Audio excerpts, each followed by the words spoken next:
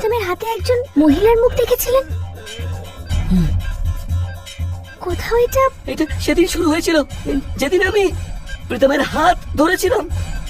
তখন থেকেই আমি মৃতদের দেখতে পাচ্ছি, অদ্ভুত অদ্ভুত সব আওয়াজ শুনতে পাচ্ছি। আমার এই হাতে এত বেশি যন্ত্রণা হচ্ছে।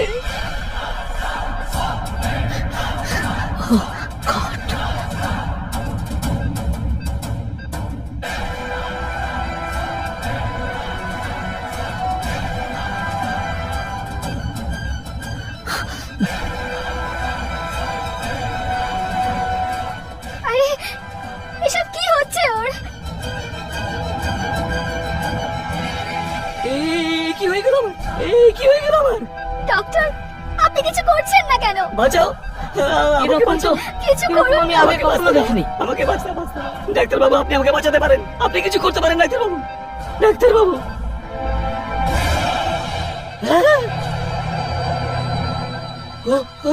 ওই মহিলা, ওখানে হ্যাঁ, ওখানে কি আছে? ওই মহিলা, মহিলা মহিলা কোথায়? ওই ইংরেজ মহিলা। ওই দেখো, ওখানে দাঁড়িয়ে আছে, দেখো। ও আমাকে মেরে ফেলবে। আমাকে বাঁচাও। কিন্তু ক্যামেরাতে তো কিছুই দেখা যাচ্ছে না। কোথায় ওই মহিলা? এ তুমি কাকে ভয় পাচ্ছ? ওই মহিলা, ওইখানে। আমাকে বাঁচাও। না, আমাকে মেরো না। না, আমাকে কেন মারতে যাচ্ছ? আমাকে বাঁচাও, তোমরা বাঁচাও। না, আমাকে কেন তুমি মারতে যাচ্ছ? না, আমাকে বাঁচাও। বাঁচিয়ে দাও আমার আমাকে বাঁচাও। আমি তোমার সামনে হাত আমাকে জোড় মেরো না। করছি। আমার কারণকে ছেড়ে দাও। তুমি যেই হও না কেন, আমার কারণকে ছেড়ে তুমি দাও। আমাকে কেন মারতে যাচ্ছ? আমাকে? আমি তো কোনো রাজকুমার অভিমন্যুকে চিনি না।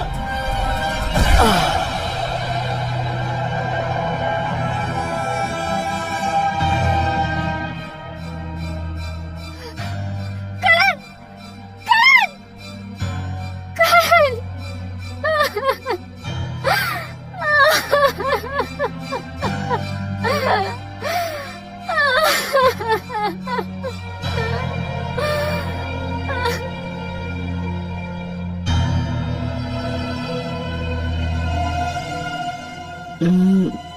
মরতে মরতে কি বললো ইনি?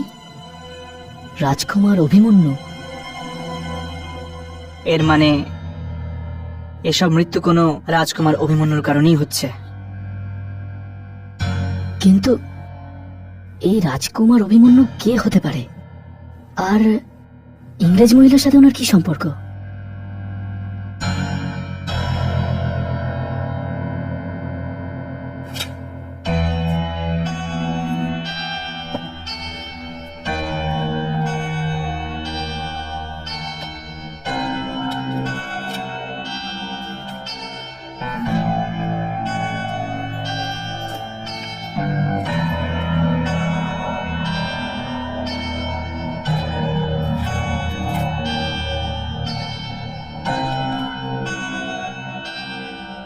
এই যে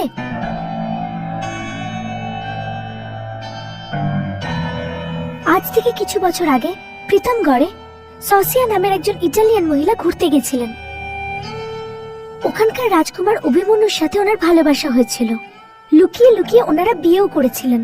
কিন্তু রাজা চেয়েছিলেন যে রাজকুমার অভিমন্যুর বিয়ে রাজকুমারী দেবযানীর সাথে হোক। এই জন্য রাজা রাজকুমারকে কোনো কাজের বাহানায় বাইরে পাঠিয়ে দিয়েছিলেন। আর ইটালিয়ান মহিলা সসিয়াকে কোনো কবরস্থানে পুঁতে দিয়েছিলেন। ও, তো এই ব্যাপার। তার মানে ওটা সোসিয়ারি মুখ যেটা সকলের হাতের উপর ফুটে ওঠে, আর ওটা সসিয়ারি আত্মা যে লোকজনকে মারছে। কিন্তু উনি প্রীতম, করণ এদের মতো লোকজনকে কেন মারলো? এই লোক তো নিরপরাধ ছিল, তাই না? বেইমানি তো রাজা করেছিলেন।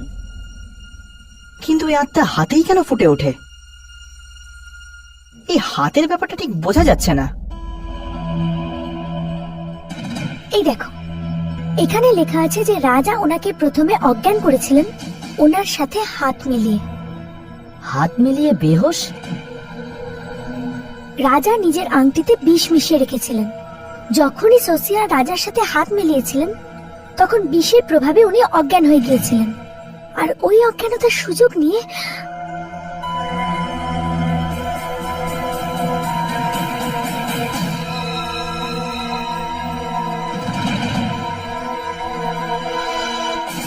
রাজা সোসিয়ার সাথে হাত মিলিয়ে তাকে ধোকা দিয়েছিলেন। ওই বেচারি তখন সেটা জানতোই না যে ওই হাত কোনো বন্ধুত্বের ছিল না।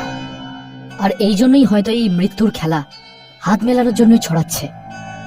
এই ইটালিয়ান ভদ্রমহিলার যদি ছবি আমরা তুলতে চাই, তাহলে আমাদের ওখানেই যেতে হবে, প্রীতমগড়। যামিনী, তোমার মনে হয় এখনো রাজকুমার অভিমন্যু ওখানেই থাকবে? হয়তো হবে। আর যদি ওখানে থাকে, তাহলে আত্মা ওর আশেপাশেই থাকবে।